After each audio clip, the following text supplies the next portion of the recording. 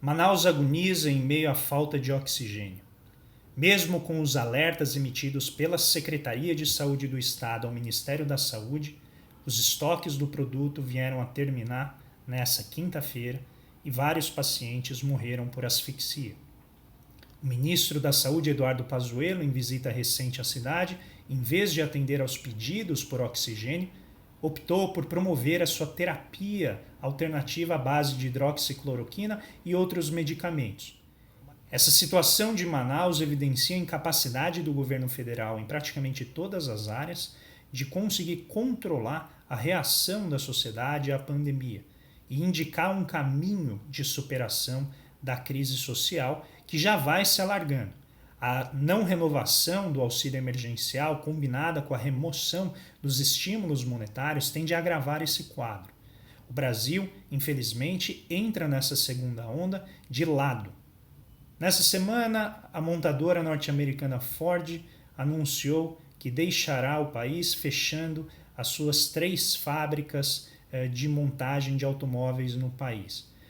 Essa decisão já era mais ou menos uma carta marcada. As dificuldades da empresa já vêm pelo menos desde 2018, quando ela iniciou o fechamento de várias plantas nos Estados Unidos, e passa também por uma reestruturação global do mercado automotivo, que começa a se dirigir na direção do mercado de automóveis elétricos, no qual a China já está obtendo uma dianteira bastante sensível ao país. Além disso, a decisão de sair do Brasil leva em consideração a implosão do mercado interno nos últimos anos e que foi agravada com a pandemia da Covid-19, mas o faturamento da empresa já vinha diminuindo ao longo desde 2014, pelo menos, e o setor como um todo teve uma queda de faturamento líquido aí da ordem de quase 90 bilhões para 54 bilhões de dólares em 2019. É uma queda substancial que justifica, de certa maneira, a decisão da empresa. O que fica nítido para a gente é que essa decisão é muito pautada por uma total ausência de uma política de desenvolvimento que consiga promover um mercado de automóveis em atualização constante com aquilo que ocorre em escala global. Nesse sentido, desde 2016, quando foi finalizado o plano Inovar Alto, que era um projeto de desenvolvimento que implicava inclusive a automação e a atualização das tecnologias das montadoras, a gente vive num vazio de políticas de desenvolvimento no setor. Então não é surpreendente que a empresa tenha saído e virão outras em breve que também já começam a anunciar a sua saída do mercado brasileiro.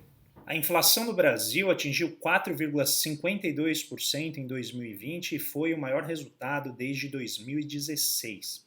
Divulgado nesta terça-feira, dia 12, pelo IBGE, o índice ficou acima do centro da meta perseguido pelo Banco Central, que é de 4%. Os preços de alimentos tiveram alta de 14,09%. É evidente que, com as atividades paradas em decorrência da pandemia, os preços, especialmente de serviços, despencaram nos primeiros meses do isolamento social e ainda vem tendo uma recuperação lenta. Além disso, a pesquisa mensal dos serviços, calculada pelo IBGE, também nessa semana registrou uma elevação da receita de 2,7%, né, em novembro de 2020, e no acumulado entre janeiro e novembro de 2020, a queda foi de 7,6%. Em 12 meses, que incorpora alguns meses de 2019, a gente tem que a queda acumulada foi um pouco menor. Quando a gente compara a evolução da pesquisa mensal de serviços ao longo do tempo, no mais longo prazo, a gente vê que o resultado de novembro de 2020 ainda se encontra muito abaixo do nível pré-pandemia, de outubro de 19, e certamente muito mais abaixo do pico, né, da série de dados que ocorreu em outubro de 2014. Muito bem, meus amigos, minhas amigas, era isso que eu tinha para vocês hoje.